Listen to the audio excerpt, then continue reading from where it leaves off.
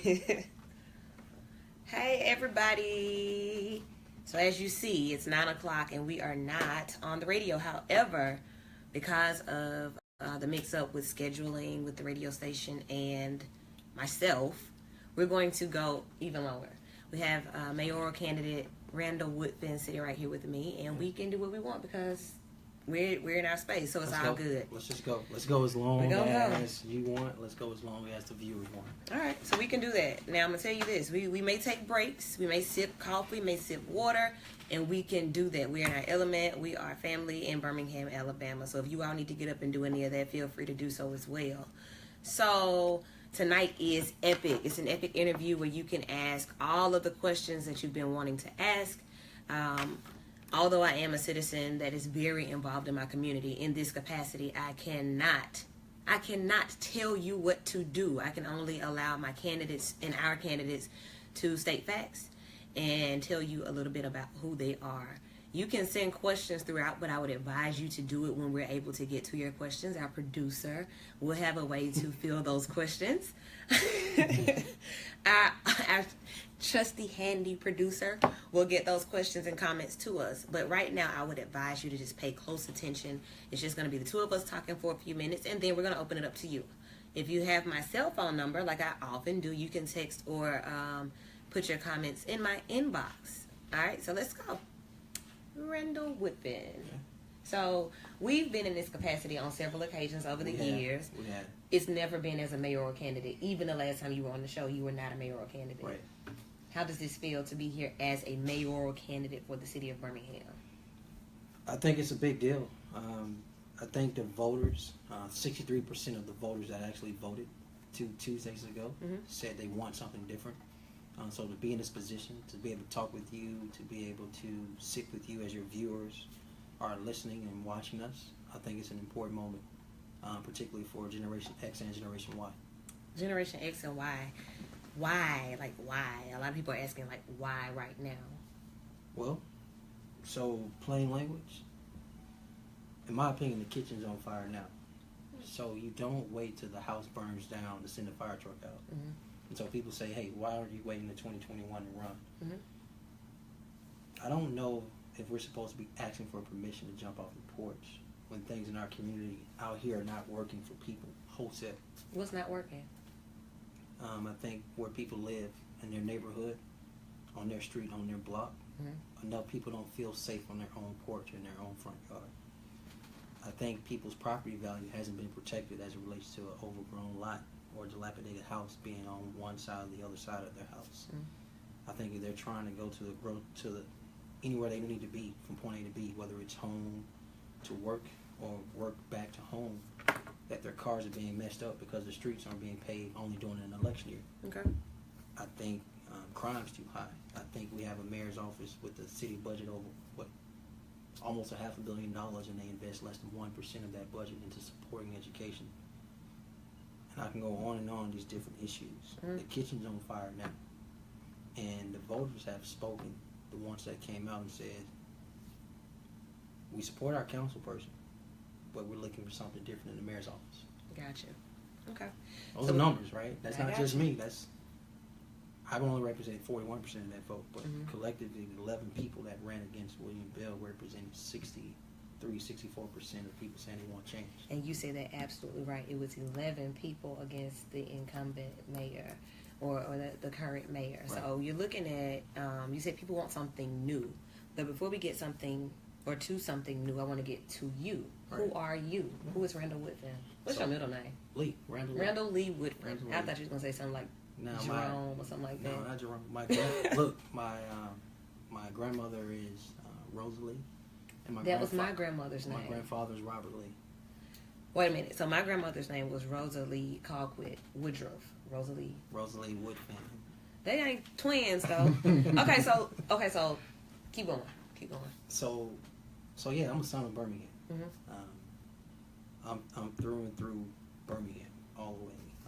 I'm one of 4 children, but I grew up in a house never less than 8 people in my home. Wow. Right, 4 generations. My great grandmother and I were really close. She moved in with us in her 90s and died at 100. But we spent so much time together. One of the things, she was blind from diabetes. So my relationship with her was very, very strong. And in our relationship, what we had, or what I gleaned from it is two things. Being patient, learning the art of being patient. But more importantly, learning the whole idea of what it means to listen. And so I've spent the last year actually listening to people more than talking. And so here's what I find. People want to elect, who say they want to represent people, who do all the talking, can't solve the problems because they haven't taken the time to listen. So the question was, who are you? So is that who you are? I'm So a listener. Randall Woodfin is a listener. Listener, A son of Birmingham. son of Birmingham, a hip-hop head. A hip-hop is. So that means that into this interview, I can just throw out an artist and you can give me some lyrics, right? Why not? Okay. Tell us more. Speak up a little bit more. Yeah, Okay, sorry. Yeah. Sorry. Okay. Sorry, y'all. Okay, Yeah, some more. So, I'm a product of Birmingham City Schools K through 8, and I ended up following my older sister to Shays Valley High. I was zoned for Woodlawn. I left Birmingham for a little while. Went to college in Atlanta, Georgia, Morehouse College. I finished there 14 years ago, and I didn't have a job. I came and knocked on the steps of the president of the city council at the time, Lee Older, Jr. He gave me an opportunity. I did that for a little while. Then went in the mayor's office. And what did you get? What were you doing? Just working for the council. Okay. I did some work with Cedric Sparks, who was over Division of Youth Services at the time. That was 14 years ago as well. And then I went to law school, Sanford, Cumberland, finished there 10 years ago. Okay. And Roger Royal, as interim president, actually hired me in the legal department, doing some contractual work as a lawyer. And so I've been a lawyer for the city of Birmingham since 2009. So you worked for the city of Birmingham. Yeah. So as a city employee, I've been in the legal department where issues around crime, any issues dealing with the city of Birmingham, ordinances, zoning issues, contractual issues, property issues, nuisance, things dealing with people out here, small business owners, our 4,500 employees, any issue dealing with the city, which there's so many, I've been at the table up close watching those issues. Okay, so more about who you are. Because, like, when a lot of people will just go in the booth and just, Hey, man, circle. They don't know anything. I wear flip-flops. Okay. I don't wear jewelry. I have a Cadillac that's 23 years old. So I'm a minimalist. I like reading. I'm a nerd. Nonfiction. For the most part of my books, I don't necessarily read any fiction. I like nature. I like sitting outside. All right? On a day like today, as pretty as it was, I could sit outside all day. Wouldn't necessarily need music. What are you doing when you're out there? Sleep or a book or music. Okay. One of those three. Or Okay. chilling with somebody who wants to be out there. Okay. So you're for the green spaces in the city? Yeah. Okay. Yeah, absolutely. What about you? Green space is one of the reasons why we've had a lot of our development in the city of Birmingham, which we need to talk about how to do that on the west side of town and on the north side of town. Like a lot of us don't, we like the green space, Right. but we feel that we already have enough green spaces. We No. feel that it should be some other things there. Well, we should reinvest and repurpose some of the green space we already have to Okay. give people a reason to want to come to it, right? Okay. I have 6 standard questions that both candidates will be asked over the couple of weeks that we will be having these conversations. Right. The first question, in no particular order, tonight I will choose question number 6. All right. Put these P's in a pod: power, people, politics, and pay. So what I mean by that is People first. priorities, right? People. People first, okay. People second. Okay. People third. How many P's I had? You have 4 P's. People first, people second, people third, people fourth. Next question. So nothing about the power, the politics, or the pay. You're gonna do this for free. You're gonna Oh, do no. it. You're not gonna have any power. I mean, you're not gonna play the political games. All right. I'm just Listen, asking. here's the deal about pay. I think it's standard pay for a mayor, whatever that is in the Mayor Council Act. So it's nothing you can get rich off. All right. It's a full-time job. Politics. I think we've seen enough of politics where the rules have been changed. We've taken the current administration has taken away or agreed to accept power being taken away from the council, given to the mayor, and that's relationships were already bad, but I think that made relationships with the council worse. And so that style of politics has to change. And so a lot of politics is about style, in my opinion. I don't think the current style works for the city moving forward. So what I mean by style is, Rudyard Kipling has a poem called If. Mm-hmm. Talks about one of my favorites, actually. Right? Mm-hmm. So it's one of mine too. Mm-hmm. Being able to walk with kings and keep it calm and touch. Current administration style got to walking with kings down. Birmingham is a come and touch town. You gotta touch people. You gotta help people. You gotta fight for people. And the current style is not lent. The current administration style has not lent itself to have a sense of urgency of fighting for people. When you think about a city, like a whole city, and all of the different vital components to a city and running a city, you have to think about like the top citizen. Basically, the mayor is just like the citizen that everybody is like, okay, well, I see a piece of me in that person that is okay to sit in that seat. You can be the mayor for me. When you talk about current mayors or the current mayor and the mayors before, have they defined the role, or is there already a definition for the role of mayor? Or does each individual define it? So I think everybody had a different style. But what is it? What are the responsibilities and what is the role? And that's actually like another question. Yeah. So you're the chief executive of the city. You're responsible for a $428 million budget, the tax dollars the cities receive as revenue. And to spend that money in such a way, you're improving the quality of life of the people living in the city. Gotcha. In the first place, that's public safety.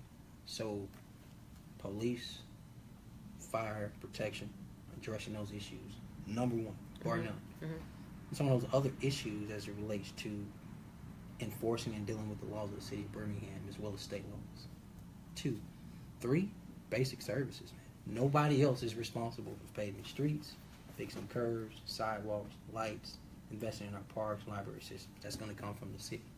But is that your job? Is that the job of the mayor himself to like do that, or to have that done, or like what is your opinion on that? I would say both, right? That ultimately is my responsibility. Okay. That anybody in the space of a department head serves at the pleasure of the mayor. Okay. So if I'm picking that person, then it's my responsibility. Not just for services being provided, as well as funding source. Okay. So when you think about understanding a role that you wish to fill, and I asked about the current and the past mayors that have been in that seat that we are aware of, that we know and that we've actually seen. We've seen Mayor Bell, we've seen Mayor Langford, we've seen Mayor Kincaid, and we've seen Mayor Arrington. We've seen all 4 of them.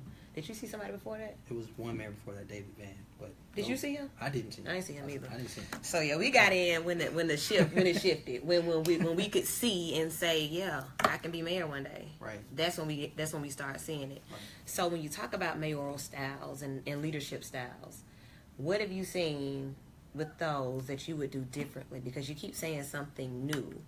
What is that something new that you can do in a seat that's been there since whenever it got there? So I think let's talk about each of those guys first. I think Richard Arrington had a vision that he laid out. Mm-hmm. I think having a vision allowed him to be a mayor 20 years. Which is very long. That's a long time, yeah. I think Kincaid came around late next after Richard Arrington. Mm-hmm. 8 years, and in those 8 years, he was I would call fiscally conservative, kept us in the black, but didn't necessarily move the needle on a lot of other things. All right. So then we have Larry Langford, who's probably a 180 of Kincaid, who gives us a massive amount of hope. That's and powerful. I'm gonna tell you, man, hope is really important. Mm-hmm. I've knocked on enough doors Tripping. over the last year. I'm telling you, Larry Langford names still come up every if not every Period. day, every week. I'm gonna be honest with you. If he positive. were out, they would want him to be running, and you would not have a chance. And neither would Mayor. We want Larry Langford. Then I'll be back honest with you. If Larry Langford got out right now, I'll be like, "How can I help you on your campaign?" Oh, okay. All right. Okay. Like real talk. Well, guess this interview's over. Okay, so, I mean, but we know, like, this is a city where, and this is going to lead me to my third question. Right. This is a city where everybody is family. I've done a couple of open posts about what this city is. Right. This is a city where you will have Randall Woodfin's cell phone number and his mama's number in your phone, and you will also have Mayor Bell's number and his wife's number in your phone. And these are people that you can go to barbecues with, you can go to football games with, you can see at the grocery store. This is a family city. at this time, our city is so divided. Over this race or something else? Hell yeah, over this race. So here's my confusion. For the past year as a candidate, right? I announced my candidacy August 22nd, 2016. The results of the the year August 22nd, 17. 1 year, 12 months, 365 days. Kept it positive, kept it above board. Not petty, not jabbing, not making it personal. Like up here about what's the best direction for the city, and voters responded. I think it was only in the last, week and a half, people have been, making people pick a side.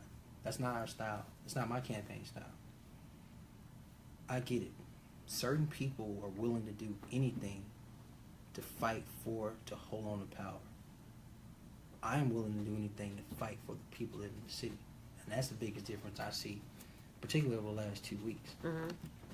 Is it, well, okay, so you saw how exciting the election was, the preliminaries. Because, I think everybody was looking at, it's probably going to be a runoff somewhere. Right. I think everybody was prepared for that. Right. You go into a race expecting to win. You go into the booth expecting for your candidate to win. Unless you know that your candidate isn't going to win and you're being nice because it's a relative or a church member or something like that. It happens. It really does happen. Church member thing definitely happens. It happens. Like, I know his grandma. Let me circle in. It happens. I'm just saying. Right. But when it gets real, like now, I think people, like most of the headlines locally have said the voters have spoken. And the voters have spoken loudly. People have made a shift. So you're seeing that, and you're seeing what's happening all around the world, and it makes people uncomfortable because of how close this city has been and how close this city is. Where we've sat at tables together and brainstormed about moving the city forward together. So now it's like, okay, you have this progressive movement that's moving the city forward. However, this movement was birthed out of a movement that started with the current mayor's campaign. People do feel that way as well. So I disagree with that. I think, but for Larry Langford being forced to resign because he was found guilty of a charge, he's still the mayor today. So I don't think that's a movement. I think there was I'll use the mayor's words, dark cloud over the city, and he was the best man for the job in 2009 and 2010 when he ran. And like many others, I voted for him at that time. Mm-hmm. That's 7 years ago. And, there's this flyer that the mayor has about these different things, promises he was going to do around addressing crime, yet we've seen crime increase. Around addressing poverty, yet we've seen poverty increase. Around supporting our elderly community, yet we've seen issues of not being addressed around affordable housing for our elderly community. Mm-hmm. And addressing issues around neighborhood revitalization, yet we're only tearing down houses during an election year. So from that standpoint, that cloud doesn't exist today. What we need now is a mayor that wants to work with the council. Okay. Right? That it can't be, I want my way, if I don't get my way, I'm going to change the rules of the Mayor Council Act, and then I'm going to do my own thing, and I'm going to talk to the press only instead of talking with the council. You can't move a city. You can't move a city if you don't work with other people. Mm-hmm. You can't. So, you know my style. Yeah. You know my style. Yeah. And I know your style, like just outside of politics. And if I'm in a position to be able to assure you that you have my best interest or I am the best person for the job, I'm going to take that time to talk all about me. It's all about me. And what I've noticed is that in interviews and in conversations when you all are campaigning or when you all are stating your case as to what you're going to do and what you've already done and how you're going to move, it always includes the other candidate. Is that just politics and I don't know what's popping? No, I think it's very, very fair to say that if this is a change election, mm-hmm. which I believe it to be, then there's a referendum on the current administration. Okay. Nobody just chooses another person based on something they've been doing for years, mm-hmm. right? If you and I are dating, you're not just going to leave just because. I have to be doing things that don't work for you anymore. But here's what we also see, if I'm using this continued analogy of relationship, mm-hmm. all right? And then I'll pivot to, here's my vision for how to move our city forward. Okay. A lot of times, you and I are in a relationship, you're fed up with me. you finally get enough whatever to say, you know what, I don't want to be in a relationship no more, I'm done. All of a sudden, I start doing the things that you've been complaining about to hold on to you. And that happens. I think that's what we see in the current administration, where they've been tone deaf for 7 years. The complaints of not paving streets, fixing potholes, curbs, sidewalks, addressing these issues, fighting poverty, giving us access to healthy food and prescription drugs in the west side of town and north side of town. And all of a sudden, it's an election year. You want to do the things we've been complaining about. You want to invest in Inslee now, and you want to invest in West End, and you want to pave streets and get rid of these dilapidated houses. It's plain language. Don't play us, right? Be consistent. And so when that tells me either every year needs to be an election year, or we need new leadership. Okay. So either every year needs to be an election year, or we need new leadership. Okay. So being progressive, that's a word that you've used a lot. Yeah, I used the word progress, actually. Not progressive, progress. So what's the difference? So change, right? Donald Trump shows you change, but that change is not working for Americans. That's not... We're talking about progress, where the city of Birmingham is not defined by downtown's growth. The city of Birmingham is defined by its lowest quality of life neighborhood. Okay. And if that neighborhood has all these issues where things aren't working for the people that live there, then the city's energy needs to be routed there. Which neighborhood would you say that is? I've been on 99. That's tough. I'm going to tell you the neighborhood that pops in mind right away is Wyland. Man, it's bad. I'm talking about whether it's the streets, the burned out houses, the overgrown lots, the dilapidated houses. It's not right. So you would say Wyland? I would put Wyland in the top. I would put... Let's do 3. Let's do that. 3? Yeah, give me 3. Because I want the people to be able to weigh in when they start. Collegeville. Okay. Yeah. Collegeville is... Oh, man. And I would have to say Inslee. And you know Inslee's pretty big. Don't be talking. All right. Hey. Okay. I'm just telling you what I've seen going door. I'm just telling you what I've seen going door to door. All right. I'm telling you, like, visually what I've seen when you out here talking to residents, where they live, on their front step. It's unacceptable for some of our people to be living like this. Real talk. What does the mayor do, though, to change that? Basic services. So the basic services would change that? Yes. Listen. A mayor has to invest in the city's infrastructure. Number one complaint you have riding around the city. Go ahead. Number one complaint. Look at me interviewing you. Well, y'all know my number one. I did a live on it, and we talked about it. It's one street, and it's potholes, and I drive a low car. Who you think is responsible for fixing the potholes? And we talked about that as well. It's not the council. It's not the governor. It's not the president of the United States. It's not the church. It's not the nonprofit. It's not the bank. It is the mayor's office. Okay. Nobody else. So when people... How do you communicate these things up the line to the mayor's office? Like, what do you think the process should be for us to be able to make those complaints? Oh, that's a great question. So I think, look, they already have a complaint system. They have 311. The real question is 311 responsive? So what would you say? What would you say should be the solution? I would say have a mayor that have a mayor that understands what responsive government means. Responsive government. Yeah. So 311 could be 311 could be the responsive government line. If I call and I make a request and I say, look, it's bigger than that. Okay. It's bigger than that. Right. That's what I want to get to. Like, how big is this thing? If you don't have a relationship with your council, let me tell you what happens.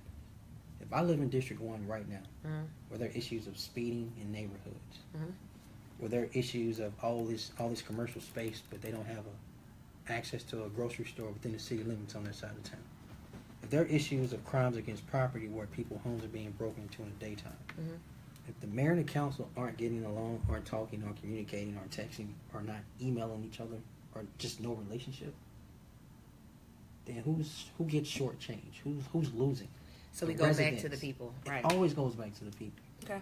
You got to have a mayor that's talking to the city council that represents that district. Because if they're meshing together, then the issues of those residents that council represent, those constituent services. This stuff boils down to constituent services. So people are being shortchanged because relationships at the top level, people are being petty. Now you know that's Now something that's true. And you know that that's something that I'm big on. Relationships is that's my thing. Then come on now. We're gonna talk about it. How can we have a person that's in charge of the city that's very comfortable building relationships in D.C., comfortable building relationships with other mayors of the county, comfortable with talking to the governor, and won't walk across the hall and talk to the council? I got you. It What doesn't work. happens? What happens when you get in and you have those same people with those same personalities, those same different personalities, and you all agree or disagree? No, you've agreed on everything up until this one day. Right. This one day, y'all disagree, and it goes down an amazing way. It just really just turns the whole table. No. So what happens? So adults are going to disagree. Like, I'm not naive. My feet are on the ground. I'm very pragmatic. At the exact same time, there's a way to disagree.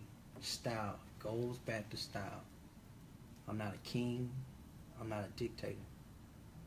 So what happens? You go over, you knock on the door? Yeah, you listen. So come on. Neither of us or anybody's listening to this. We know the temperaments and personalities of our city councilors. They're strong. They're passionate. They care about the people they represent. They should reflect the people that they represent. And I think they do. The residents spoke. Majority of the incumbents are coming back. What are your relationships like with those people? That's cool. So that's cool. All right. But just one last point, because I do want to answer that. Go ahead. I think it's important to meet people where they are, and acknowledging different communication styles and their temperaments and their personalities. Come on, as mayor, meet people. Okay. Here's the same. Kind of knocking on my door after we've been beefing, and you just here's the same, because the goal is the same. We represent the same people. What do you need in your district? What do the residents in your district need? How can I help as mayor? That's my mindset every day. That's my commitment every day, fighting for people. So for far as I'm concerned, the mission doesn't change, but services move through people. Solutions move through people. Problem solving moves through people. True. And if you got two people that don't play in the sandbox well anymore with each other anymore, and we're in a space where we got to take power away from one side, or we're being petty, or we're doing verbal fights to physical fights to not talking to each other anymore, that's not going to work. So you and I both know, just one last thing before we break up, the only thing worse than us fighting each other is if we live together and don't talk to each other. Well, you know, I'm studying to be a therapist, so I want us to work to get it right. That's always my thing. Let's do this, because if we were on air right now, we'd have to take a break. Because we would have to drink some water. That's fine. You all would have to get up and do something. I can go as long as you say go. No, we going to stop, because I'm not going to sit here and talk for 2 hours with no break. So what we're going to do is going to take a quick commercial break. That means it's sponsors and people that love Vital. This is your opportunity to message us and let us know how much you love us and get your questions and comments ready. And we'll be right back. So as soon as we break and come back, probably like 2 minutes, you all jump right back on the live, share it again. Because another part is that nobody's going to want to go back and watch a 1 hour, 2 hour video. Somebody might. Somebody will. Somebody will. They'll figure out a way to dissect everything and use it against me, right? We'll be back. We'll be back. Right.